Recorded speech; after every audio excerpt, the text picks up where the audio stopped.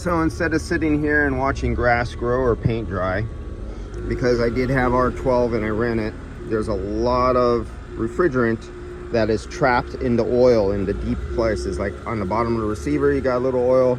You got 6 ounces of oil inside the compressor and then through the lines and everything like that. So now it's going to take a long time. I already recovered out the R12 that I put in from the previous video of just testing, because this was a leaking compressor. And now it's going to take forever again to drain down the vacuum, because molecules of refrigerant, because I dried it out from the night before yesterday, but now that I ran it with a little refrigerant in it, I have a lot of work to do.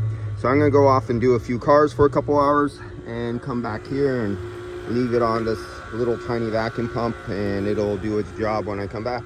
See you guys later. Vacuum pump makes all the difference in the world.